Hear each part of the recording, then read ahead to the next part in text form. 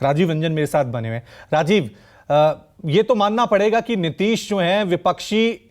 पार्टियों के तमाम नेताओं को एक साथ एक मंच पर लाने में कामयाब हुए हैं। कल जो तस्वीर देखी है देश ने, वो तस्वीर ऐतिहासिक तो है, लेकिन बड़ा सवाल है ये तस्वीर 2024 में नया इतिहास लिख पाएगी? और जैसा ममता कह रही हैं, हम तो इतिहास बचाने चले हैं, तो क्या देख रहे हैं आप? एकजुट होने में, एक साथ आने में तो कामयाब हुए हैं, लेकिन 2024 में बीजेपी को हराने में, पीएम मोदी को रोकने में कामयाब होंगे ये?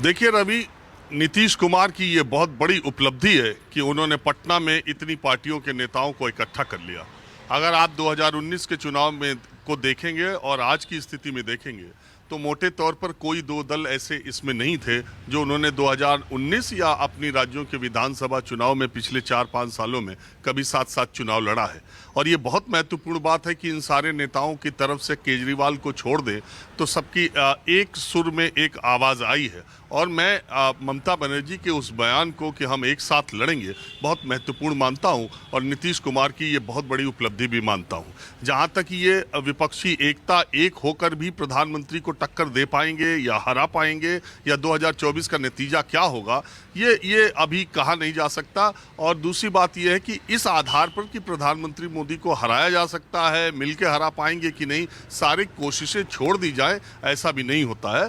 राजनीतिक दलों को या किसी भी क्षेत्र में आप कोशिश अच्छी कर सकते हैं, आप एफर्ट डाल सकते हैं, नतीजा क्या होगा इसका कोई अंदाजा नहीं है और नतीजा कई बार आपकी कोशिशों के हिसाब से ही होता भी है। अभी आज की परिस्थिति में नरेंद्र मोदी एक तरफ 300 से ज्यादा सांसदों को लेकर के हैं, बीजेपी है, दूसरी तरफ ये सारे दल जो इकट्ठा हुए थे इनकी आज की तारीख में स्थिति 200 सांसदों से कम की है। लेकिन पिछले 9 वर्षों में देश की सियासत और समाज, मैं समाज को भी इसमें जोड़ता हूं, अब धीरे धीरे इस कैटेगरी में आ चुका है, इस जगह पे जा पहुंचा है जहां पर सिर्फ दो तरफ की बात है। या तो आप बीजेपी और प्रधानमंत्री नरेंद्र मोदी के साथ हैं और या तो आप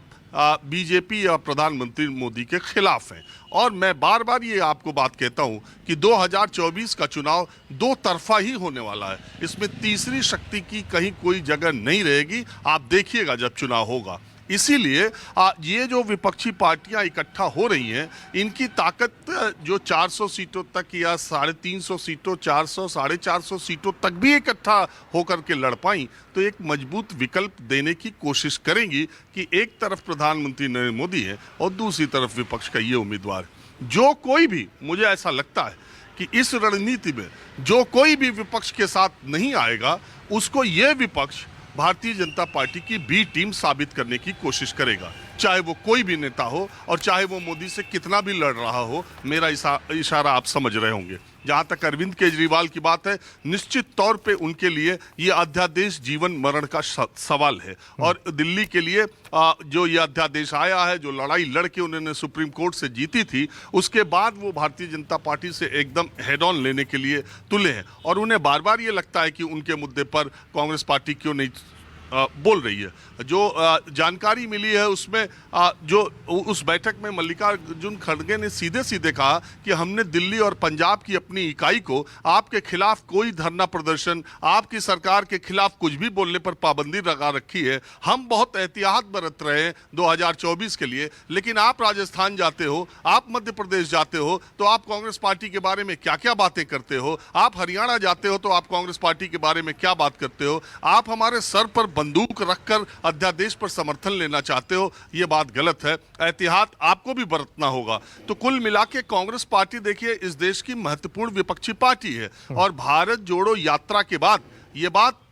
हर तरह से, चाहे उसकी उनकी ताकत, राहुल गांधी की योग्यता, क्षमता, उस पर मैं बात नहीं करता, लेकिन हर तरह से राहुल गांधी भारत की विपक्ष के सबसे बड़े चेहरे हैं, सबसे बड़ा नेता है। कांग्रेस पार्टी सबसे बड़ी पार्टी है, इस बात को भी रियलाइज करने। और दूसरी जो महत्वपूर्ण बात है, पहले ये राजनीतिक दल एक कांग्रेस शासित या कांग्रेस चाहती थी, जैसा मुझे पता चला है कि इस जो पहली बैठक थी इसकी मेजबानी की कोशिश चाहती थी कांग्रेस की उसकी जगह पर हो और सारे लोग आए, उससे उसका बहुत बड़ा मंतव्य हासिल होता। लेकिन बहुत सारी पार्टियां जो कांग्रेस से उतनी कंफर्टेबल नहीं है, इसलिए नीतीश कुमार ने ये खुद कमान अपने हाथ में ली और ममता बनर्जी ने उनको ये राय दी थी कि अगर आप बिहार की पटना में बैठक करेंगे तो विपक्षी दलों के लिए आना आसान होगा, अगर कांग्रेस की जगह होगी तो हमारे लिए मुश्किल होगी। और उसके बाद पहली बैठक होने के बाद अगर सारे राजनीतिक दल इस बात पर तैयार हो गए हैं कि कांग्रेस शासित राज्य की राजधानी शिमला में वो दूसरी बार मिलेंगे और 2 दिन बैठक करेंगे और रणनीति करेंगे,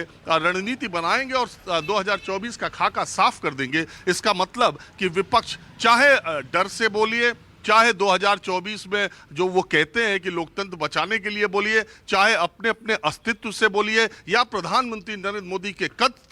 बड़े कद की वजह से बोलिए, बीजेपी के बढ़ते वर्चस्व की वजह से बोलिए, लेकिन अगर ये विपक्ष एक साथ इस तरह से जैसे उसने कल एकता दिखाई है, अगर 2024 तक बनी रही तो यकीन मानिए 2014 और 19 जैसा मुकाबला लोकसभा का नहीं होगा, वो मुकाबला कुछ और होगा। बिल्कुल।